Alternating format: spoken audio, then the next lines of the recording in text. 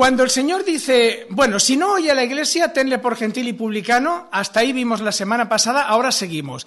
¿Qué añade después el Señor cuando ha dicho tenle por gentil y publicano? ¿Qué es lo que dice? Buscarlo, Mateo 18, 18 y decírmelo. De cierto os digo, que todo lo que atéis en la tierra será atado en el cielo, y todo lo que desatéis en la tierra será desatado en el cielo. Muy bien, gracias. De cierto os digo, a ver, el Señor no dice mentiras. Todo lo que dice el Señor es siempre verdad. Pero aquí lo que está haciendo es una llamada de atención. De cierto os digo, es dar solemnidad a las palabras que siguen. De cierto os digo, mira, lo que os voy a decir ahora, que nadie tenga la menor duda. Tenerlo por ciertísimo. Y esto es, que todo lo que atéis en la tierra será atado en los cielos. Y todo lo que desatéis en la tierra será desatado en el cielo. Merece la pena hacer una pausa, un interrogante, para hablar un poquito de este versículo en lo que es una mala interpretación.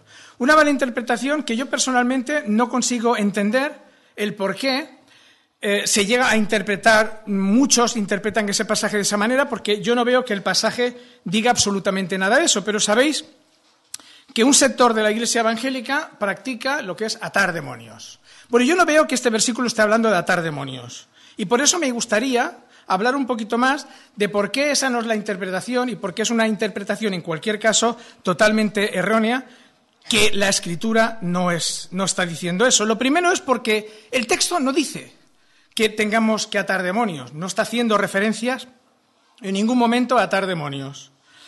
En segundo lugar, porque las Escrituras son contrarias a estas enseñanzas.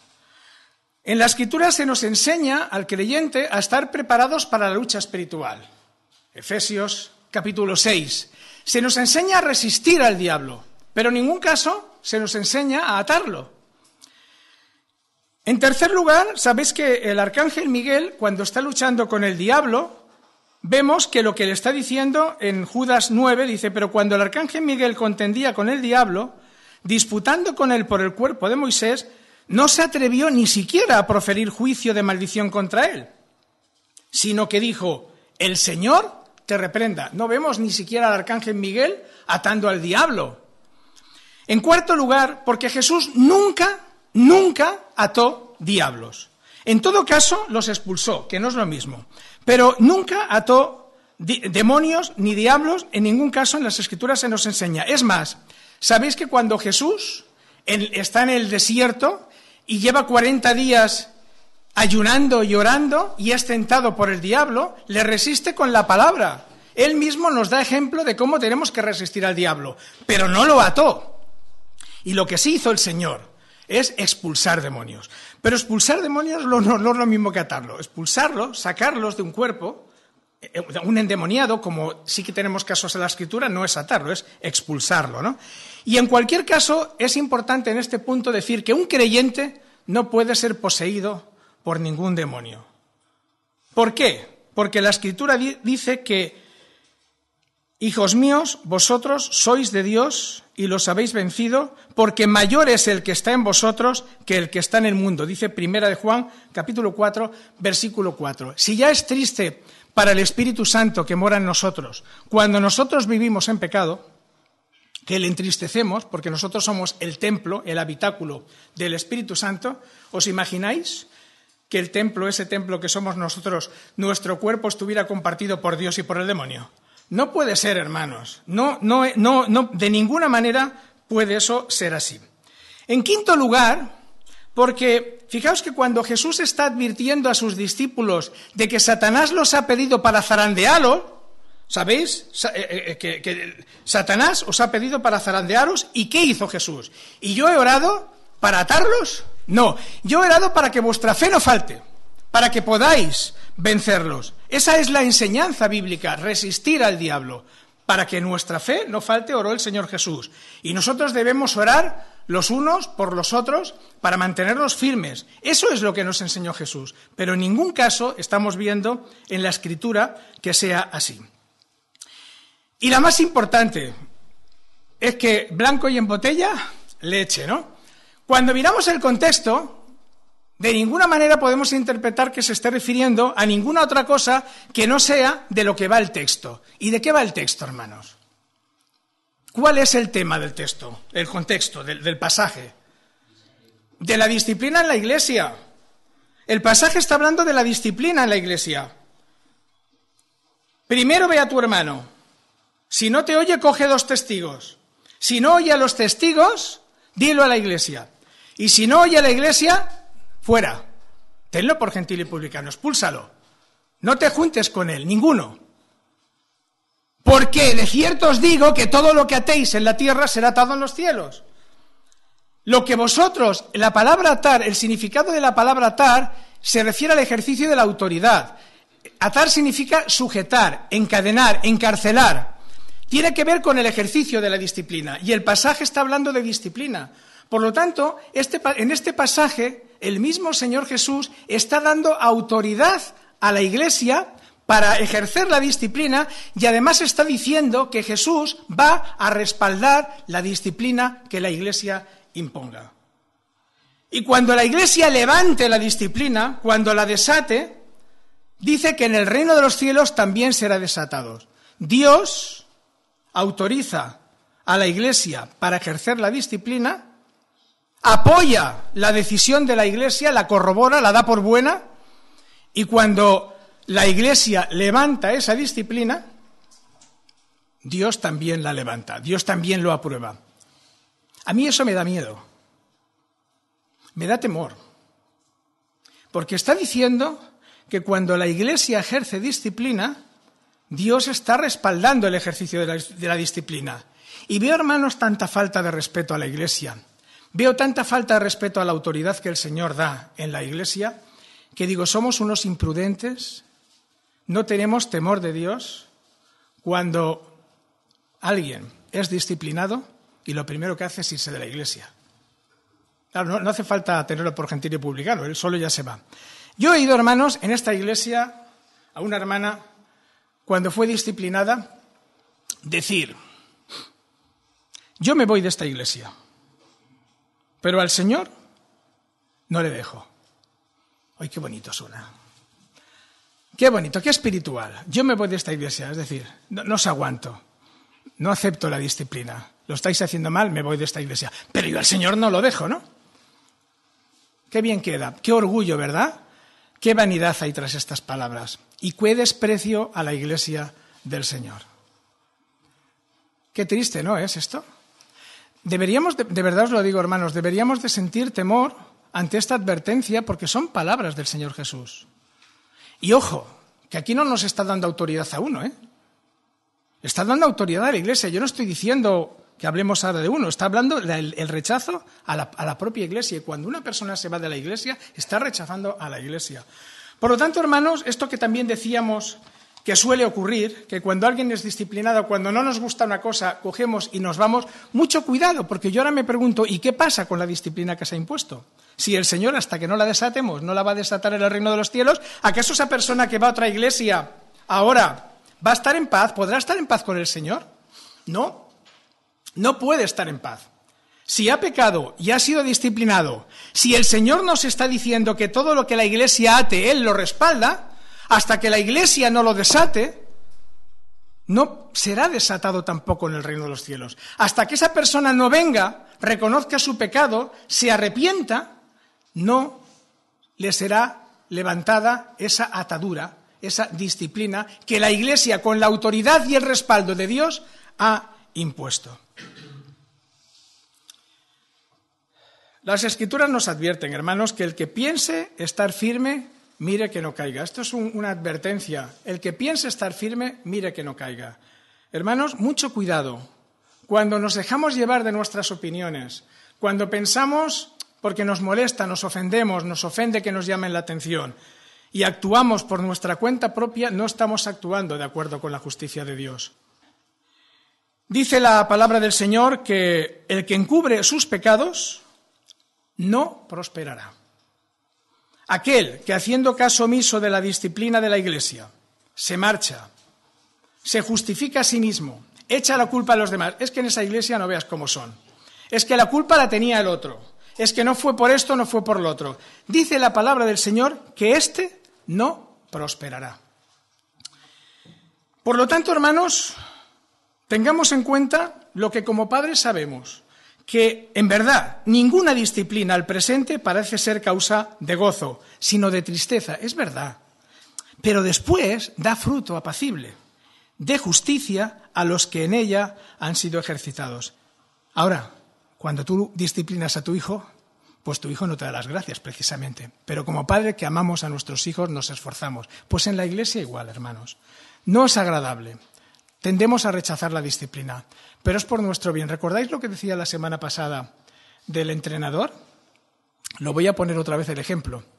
Imagínate que tú quieres ser un buen atleta, ahora que estamos por la televisión viendo competiciones deportivas. Tú quieres ser un buen atleta y tú te buscas un buen entrenador que te corrija todo aquello que haces mal, para que así tú puedas correr más veloz, puedas ir más deprisa. Y el entrenador te dice, mira, tal como tú pones las piernas y en vez de poner las piernas así, las pusieras así, la rodilla, lo que sea, entonces verás cómo ibas a correr más. Y tú te molestas y no te dejas corregir, no, yo ya lo hago bien. ¿Verdad que sería torpe, sería del género tonto una actuación así? Pues lo mismo es, hermanos, cuando nos corregimos los unos a los otros, lo que buscamos, hermanos, es correr mejor la carrera que tenemos por delante. Estamos en una carrera, tenemos que ser como Cristo es, esa es nuestra meta. Y en esa carrera, hermanos, nos ayudamos los unos a los otros, hacemos de entrenador los unos a los otros. Y con la corrección es un bien para nuestra vida, aunque no nos apetezca, aunque no nos guste. Por lo tanto, tenemos que mirarlo siempre desde ese punto de vista. Bien. Pues, hermanos, ya sabemos lo que tenemos que hacer. Tenle por gentil y publicano. Y tenemos toda la autoridad del Señor para ejercer como iglesia esa disciplina. Ahora vamos a ver qué es lo que ocurre cuando la disciplina da fruto. Cuando el hermano, precisamente porque ha tenido consecuencias su conducta, si es creyente, su vida redarguida por el Espíritu Santo, y entonces da fruto y se arrepiente. En la segunda carta a los Corintios, en el capítulo 2, el apóstol Pablo está diciendo, no hace falta que lo busquéis, dice el apóstol Pablo, pero si alguno me ha causado tristeza, no me la ha causado a mí solo, sino en cierto modo, por no exagerar, a todos vosotros. Le basta a tal persona esta reprensión hecha por muchos. Así que, al contrario, vosotros más bien debéis perdonarle y consolarle para que no sea consumido de demasiada tristeza. Aquí hay quien dice que Pablo está haciendo referencia a aquel que en la primera carta a los Corintios, en el capítulo 5, está diciendo que lo ha juzgado y lo ha entregado a Satanás porque se entendía con la mujer de su padre. Pero no todos están de acuerdo, y probablemente tengan razón los que no están de acuerdo, porque da la sensación de que en este pasaje Pablo está haciendo referencia a alguien que en principio la ofensa se la ha causado a él. Dice, pero si alguno me ha causado tristeza, no me la ha causado a mí solo, como consecuencia ha tenido repercusión también para otros, ¿no? Sea cual sea, el caso es que aquí tenemos un hermano que ha pecado y que ha sido reprendido por muchos, lo que tiene que ser. Y esto ha hecho que se produzca fruto de arrepentimiento. Y ahora tenemos ese hermano triste, arrepentido, y entonces parece ser que algún sector de la Iglesia no estaba de acuerdo con perdonarle, porque habría sido algo grave, digo yo, y entonces pues dice, hombre, tenéis más bien que perdonarle y consolarle para que no sea consumido de demasiada tristeza. El objeto de la disciplina es redarguir una vida para que se produzca el arrepentimiento. Luego, cuando se ha producido el arrepentimiento, tiene que ser el perdón inmediato, y la consolación, y el recibir de nuevo en la congregación a ese hermano. Cierto que cuando hablamos del tema del perdón, tenemos que tener en cuenta una cosa, que es muy frecuente. Pedimos perdón para que se nos restablezca el privilegio, si es que hemos sufrido un castigo, ¿no? Sabemos que hay que pedir perdón. Y muchas veces pedimos perdón sin sentirlo, no sé si me explico, por quedar bien. Las expresiones esas que yo nunca las entiendo. Si yo estoy molesto contigo, si yo estoy enfadado, si la Iglesia en este caso te ha disciplinado, no vengas diciendo, bueno, hermanos, si os he ofendido, perdonadme, no era mi intención. Cuidado, ¿cómo que si os he ofendido? ¿Dónde está el pecado? ¿Dónde está el arrepentimiento? Si la Iglesia te ha disciplinado y tú no estás entendiendo cuál es tu pecado y estás diciendo, si os he ofendido, perdonarme, quiere decir que tú no te vas a arrepentir de nada. Y el perdón, para que haya perdón, tiene que haber arrepentimiento. Para que haya reconciliación, para que se vuelva a readmitir a ese hermano, tiene que haber un cambio de actitud. Y ese cambio de actitud se produce cuando verdaderamente ha habido arrepentimiento. Si no, ¿para qué ha servido? Si todo va a seguir igual, poco más o menos es que muchas veces hacemos esto. Mira, es que no me queda más remedio que pedirte perdón. Ya sé que tú quieres que te pida, pues mira, oye, si te he ofendido, oye, que yo no quería eso, a ver, que no te vayas tú a pensar, perdóname, Poco más o menos esa es la actitud. No deseamos realmente cambiar, no nos arrepentimos, no hay sinceridad. Esto no es el perdón. El perdón es un cambio de actitud. Pero cuando se verifica, y en el caso del pasaje que hemos leído parece ser que así era, el hermano estaba triste, necesitaba consuelo. ¿Qué diferencia, hermano? Cuando hay arrepentimiento, cuando hay compungimiento en nuestras vidas, hay tristeza, hay dolor.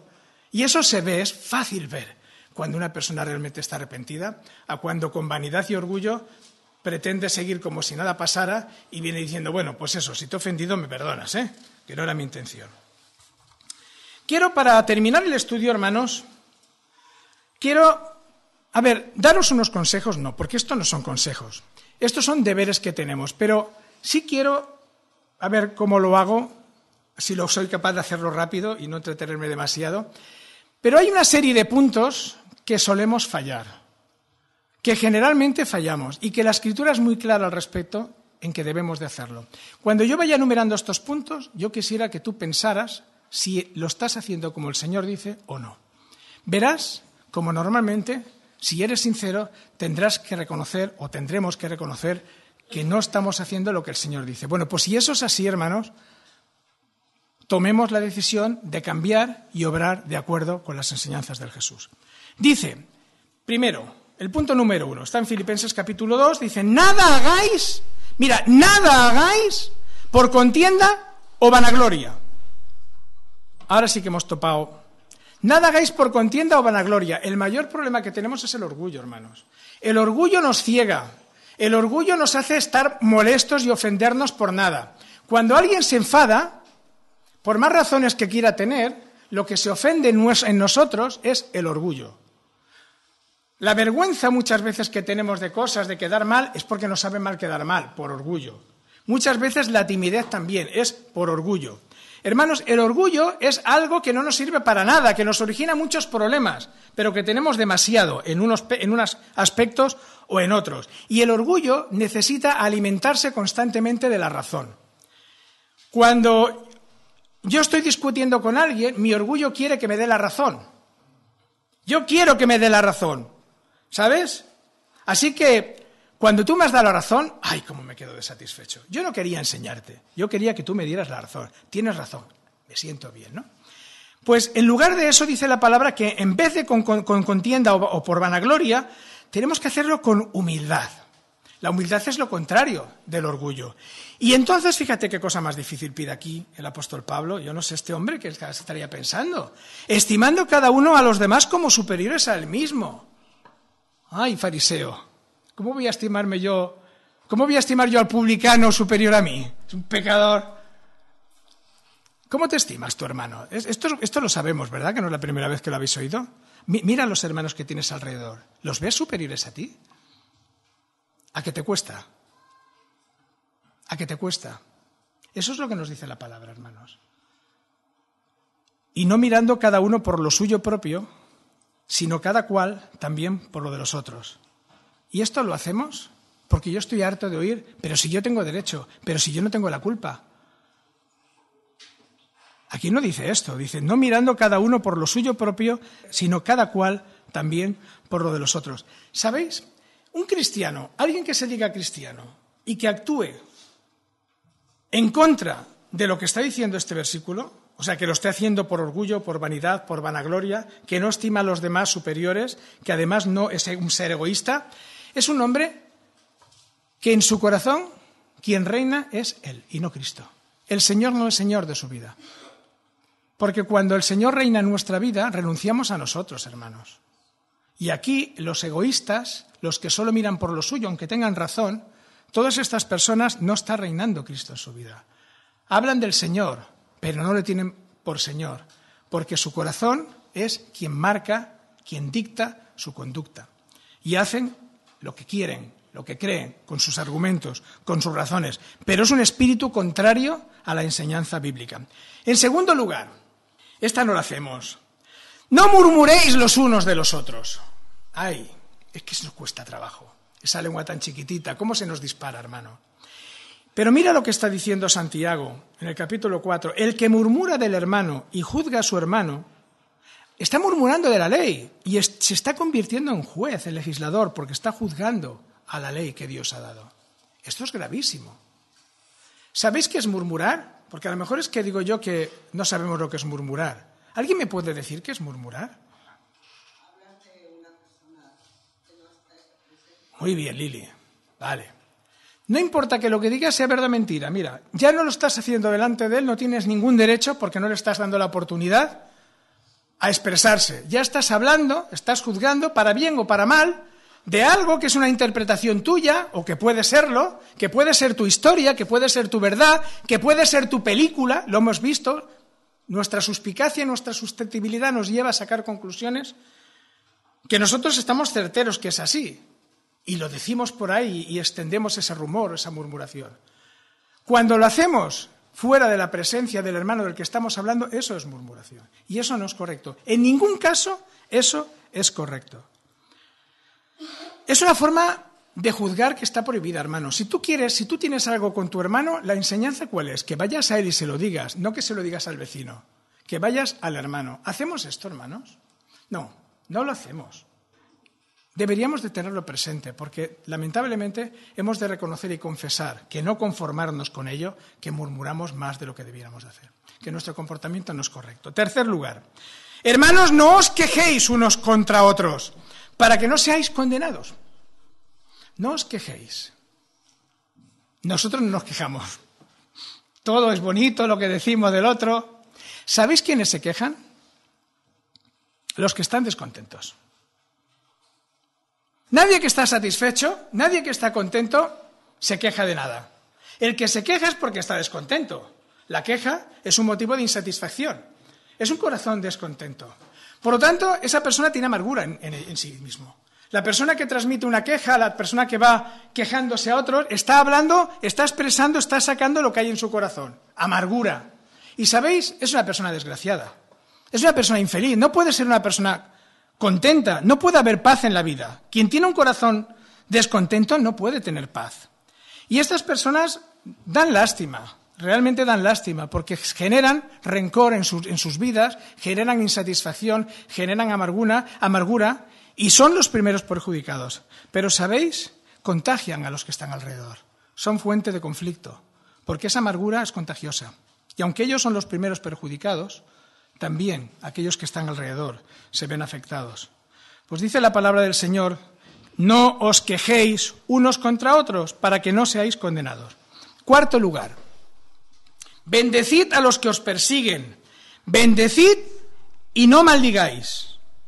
Gozaos con los que se gozan, llorad con los que lloran. Sed unánimes entre vosotros, no altivos, sino asociándoos con los humildes. No seáis sabios en vuestra propia opinión. No paguéis a nadie mal por mal.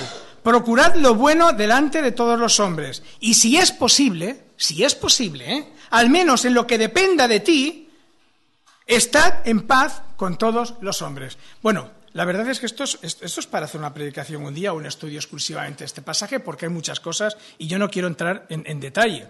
Pero básicamente lo que está diciendo, hermanos, es que te hagan lo que te hagan, no tienes ningún derecho a maldecir. No vale eso que hacemos nosotros. Yo le he hecho esto, sí, pero es que el otro me ha hecho. No, yo no puedo justificar mi mala conducta, no puedo justificar mi actuación en que el otro ha hecho algo incorrecto. Si yo también lo he hecho, ya no tengo ningún derecho a decir nada, soy igual. Entonces la palabra del Señor lo que nos está diciendo es que no paguemos a nadie mal por mal. Que nos hagan lo que nos hagan, tenemos que bendecir. Ahora eso es muy difícil, porque la sociedad nos enseña, hermanos, la venganza. La sociedad nos enseña a pagar conforme a lo que recibimos. Pero la palabra del Señor, hermanos, es muy clara. Y mira, aún más, quinto punto. La palabra del Señor nos insta a sufrir el agravio. Dice, así que, por cierto, es ya una falta entre vosotros que tengáis pleitos. No deberían de haber problemas entre vosotros. Como hermanos, no debería de haber problemas, no deberían de haber pleitos. ¿Por qué no sufrís más bien el agravio? ¿Por qué no sufrís más bien el ser defraudados? ¿Hay un problema? ¿Alguien ha sido injusto contigo? Hombre, bueno, pues es igual. Aguántate, sufre el agravio, sufre el ser defraudado. Esto es lo que nos dice la palabra del Señor. Cuesta, ¿no? Pero eso es lo que hay que hacer para que haya paz y armonía. No hacer uso de nuestros derechos y levantar contiendas y encender fuegos, que es lo que solemos hacer. Y como el Señor lo sabe, el Señor está intentando evitar a toda costa que encendamos fuegos en la vida comunitaria, para que haya paz, para que haya armonía. Decía el Señor Jesús, ojo por ojo y diente por diente, que oímos que fue dicho, pero yo os digo, no resistáis al que es malo. Y un pasaje que me gusta mucho es en Mateo capítulo 5, cuando dice Jesús, oísteis que fue dicho, amarás a tu prójimo y aborrecerás a tu enemigo. Pero yo os digo, amad a vuestros enemigos, bendecid a los que os maldicen, haced bien a los que os aborrecen y orad por los que os ultrajan y os persiguen. Y mira los argumentos, los razonamientos que da el Señor, para que seáis hijos de vuestro Padre que está en los cielos, que hace salir su sol sobre malos y buenos y que hace llover sobre justos e injustos. Y ahora añade, porque a ver, si amáis a los que os aman, ¿qué recompensa tendréis? ¿No es eso también lo que hacen los publicanos? Y si saludáis a vuestros hermanos solamente, ¿qué hacéis de más? ¿No hacen también así los gentiles? Sed pues vosotros perfectos como vuestro Padre que está en los cielos es perfecto. Hermanos, ¿alguien puede alegar alguna razón para maldecir, para enfrentarse a alguien, según lo que enseña Jesús, como creyentes? Nos está diciendo que eso es lo que hacen, o sea, amar a los que nos aman, eso lo hacen todos, para eso no nos hace falta ser muy cristianos ni muy discípulos del Señor, eso lo hace cualquiera. Nos está pidiendo a nosotros, como hijos de Dios, algo mucho mayor. Y el tema, hermanos, es que el Señor ha muerto por nosotros, y nosotros no nos lo merecíamos. Por lo tanto, estamos en deuda. No podemos decir que nos hemos ganado la salvación o que el amor de Dios nos lo hemos merecido por cómo somos. No nos merecemos el amor de Dios. Pero el Señor Jesús nos ama a pesar de cómo somos, no por lo que somos. Es mucho que Él nos pida ahora, cuando ha dado su vida por nosotros, que también amemos nosotros de la misma manera a los demás y nos dejemos de cuentos y nos dejemos de historias. ¿Sabéis? La Iglesia es la familia. De manera especial, porque el tema va por resolver los conflictos dentro de la Iglesia, aunque esto es genérico, pero yo quiero referirme especialmente a nosotros, a la familia de Cristo. El Señor dice que ya no somos extranjeros ni advenedizos, sino conciudadanos de los santos y miembros de la familia de Dios, que estamos edificados sobre el fundamento de los apóstoles y profetas, siendo la principal piedra del ángulo Jesucristo mismo, en quien todo el edificio, bien coordinado, va creciendo para ser un templo santo en el Señor, y en quien vosotros también sois juntamente edificados para morada de Dios en el Espíritu. Esta es la idea del por qué el Señor nos pone en la Iglesia, y este es nuestro objetivo. La edificación, el crecimiento, no es discutir, hermanos.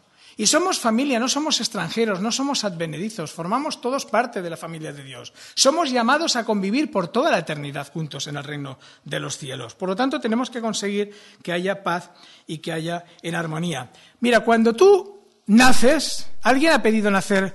¿Hay alguien que esté descontento o contento con la familia en la que ha nacido? No, ¿verdad? No sé.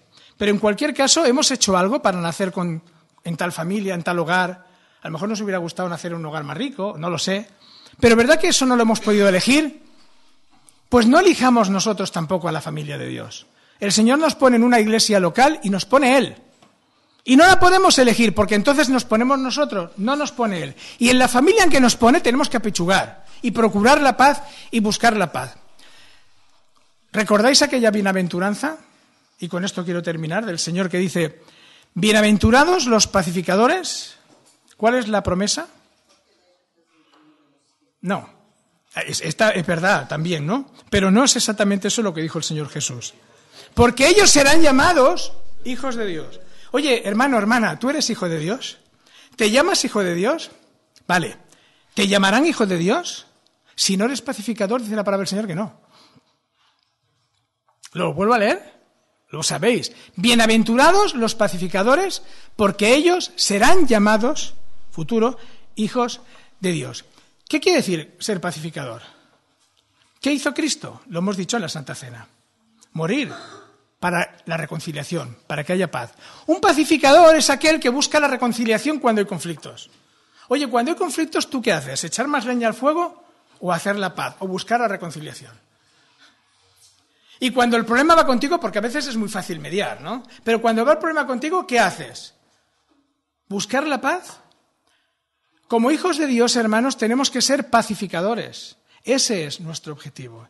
Y estos, dice el Señor, que son los que serán llamados hijos de Dios. ¿Recordáis ese terrible pasaje? No todo el que me dice Señor, Señor, entrará en el reino de los cielos, sino el que hace la voluntad de mi Padre. Y en aquel día muchos me dirán, Señor, Señor, si profetizamos en tu nombre. Y yo les diré, apartaos de mí, hacedores de maldad. Nunca os conocí, nunca fuisteis hijos del Padre, porque nunca yo fui vuestro Señor. Pues hermanos, quedémonos con todo lo que hemos visto.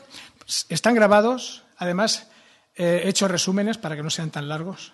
He acortado todo lo que he podido. Si alguien ha fallado o ha faltado o quiere tener el estudio completo, estas 15 estudios los puede tener. Pero yo quisiera que nos quedásemos ahora con esta frase que es muy significativa, que lo dijo el Señor Jesús, con esta promesa. Bienaventurados, dichosos los que buscan la paz, los que luchan por la paz, los que se esfuerzan por la paz, los que hacen esa obra de reconciliadores. Estos son los pacificadores, los reconciliadores, los que buscan la paz y la armonía en la Iglesia. Porque ellos serán llamados hijos de Dios. Si nos creemos hijos de Dios, tenemos la misión de ser pacificadores en la congregación. Pues que así sea y que el Señor nos bendiga. Amén. Señor nos bendiga. Amén. Señor nos bendiga. Amén. Señor nos bendiga. Amén. Señor nos bendiga. Amén. Señor nos bendiga. Amén. Señor nos bendiga. Amén.